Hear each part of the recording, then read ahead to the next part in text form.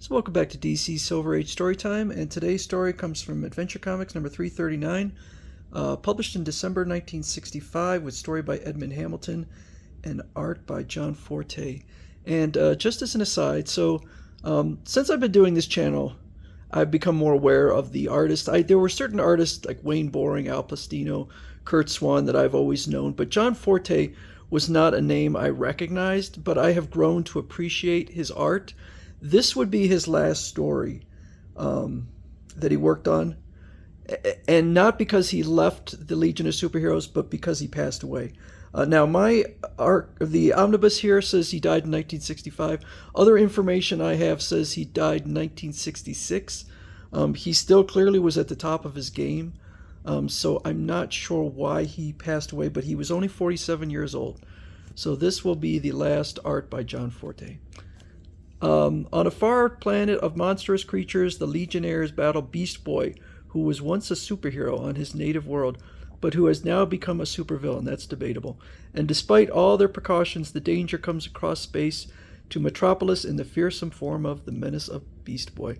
Beast Boy has turned the most terrible monsters in the universe loose on Metropolis. We must stop them. That absolutely never happens. Not even anything like that. So they're trying to capture Beast Boy, and Saturn Girl uses her telepathy, but it's not working because he's shielding his brain. So they split up, and we see Brainiac 5 saying, "That thing, it's going to kill me, I can't escape," but we don't see what it is. Superboy is out there and comes across this, a Drago. I could easily shake it off, but I'll pretend weakness and see where it takes me. Maybe other Dragos caught our fellow Legionnaires. So he knows that a few have been caught, and he does find Brainiac 5, Saturn Girl, and Chameleon Boy, who think that Superboy has been incapacitated by kryptonite. But no, the bee-like creature starts to weave a cocoon around Superboy, and then he reveals that he is not incapacitated and uses his heat vision to free his allies. I'll quit fooling with this overgrown insect and tell him goodbye. He must be surprised at what his helpless victim can do. So Saturn Girl has picked up his thoughts, and they travel to this ruined city. It was undoubtedly he who directed the Dragos to capture us. He must be stopped before he drives all humans from Vorn. The superheroes have tracked me down. My plan can't succeed now. I'll have to escape and try again later. So he changes into this mole-like creature and burrows underground. He bored beneath the ground, and my telepathic power can't locate him, of course. There are lead deposits in this area, so my X-ray vision can't spot him either, and he's clever enough to close the tunnels. That lead is everywhere in the universe.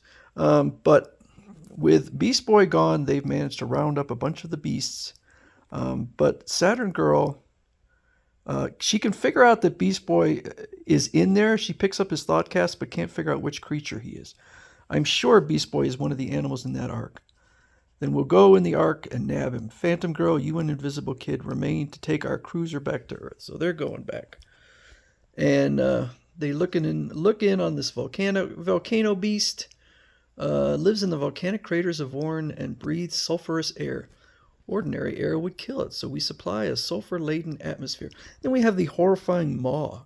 Because it eats so much, we have enough synthetic meat to last it through the voyage. But they don't know which one of these is Beast Boy. A meteor comes along, and Superboy goes out and breaks it. Superboy shattered the meteor and saved us from destruction. But one fragment of the meteor is puncturing the side of the space ark, and it's broken open the wall of the volcano's beast airtight cage room. But they protect the volcano beast by putting it in a spacesuit, which I guess she says they make it for a beast, so they must have worked fast. You breathed its life. You saved its life. It's breathing sulfur air again, and we'll be all right. But I still can't identify which of the animals in this ark is Beast Boy. So they are at Metropolis and unloading and trying to figure out which one it is. And it is the Torque. I must distract them so I can escape. Use the lights of the Flasher Beast backed by my human mentality to create a hypnotic illusion. So suddenly all the Legionnaires are behind bars. Welcome to my private zoo. It's humans who belong in cages, not animals. I brought you all here, robbed you of your powers, and I'll let you out, Superboy and Mono. But he wants them to fight to the death or he'll kill all the Legionnaires. If one of us has to die, let it be me, Mon-El. No, Superboy, you must kill me. So I guess they want to be just beaten to death. But they do start fighting because Beast Boy threatens to kill all the other. So they go at it. I've got to hand it to you, Mon, old sock. So he punches him in the jaw. Come on, Superboy, don't get him, Mon-El. I don't care who wins. Just hurry. This is kind of weird. I don't really like this part. But Mon-El figures something out. So he says, Superboy, Mon-El, get Beast Boy. Great, Krypton, I can't lay a hand on him. Then he isn't really here. This must all be an illusion. Exactly. See, it's vanishing now. I realized it couldn't be real when I saw Superboy's indestructible costume being torn under a yellow sun. Even if he lost his powers, his costume would be unaffected. Okay. Yeah, I don't understand that. Brainiac. I mean, I kind of understand, but it doesn't make sense. Brainiac 5 outwitted me before I had a chance to escape. I'll have to bide my time and find another way out. So he changes back to Beast Boy, but then changes into one of the lightning monsters on Corbel that turned Lightning Lad into a superhero. Look out, he's shattering the cage locks with lightning bolts. We must keep these beasts from escaping into Metropolis. I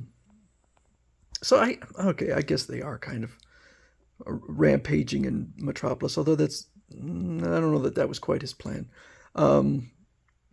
The Vorn, Beast Boy as the Vorn blasts Brainiac 5, knocks him out. He was only stunned, the lightning bolt just grazed him.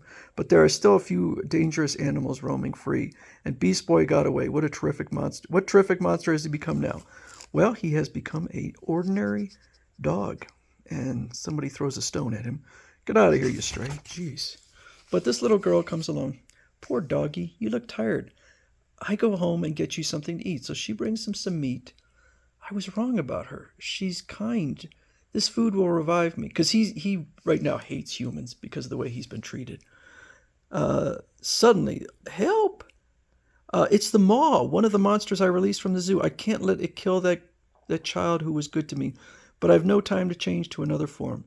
I heard barking sounds with my super hearing. Look, there's the last of the escaped monsters we were hunting for.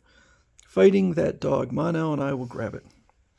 The nice doggy I fed fought that monster to save me, but he's hurt bad. He's dying, but look, in death he's changing back to the normal form. He's Beast Boy. He's dead, killed in defending the child who has been good to him. Poor Beast Boy, his life was tragically warped, but at the end he died like the superhero he once was. I think he was a hero the whole time. He wasn't killing anyone. I don't know about that whole. I don't really get the whole thing where he did the illusion, but he was just trying to protect the creatures of that planet and get the hunters off there. Hunters were coming from other planets to hunt, trap, and I guess bring him back to a zoo. But still, I think he was a hero the whole time. So this legitimately is the death of Beast Boy, and as far as I know, I cannot find anything that says he ever came back. So he is dead and gone. And unfortunately, so is John Forte. So this is a kind of a sad story in two ways. It's a sad story, and then the story behind the story is a bit sad. So rest in peace, John Forte. You were a good artist. Very good.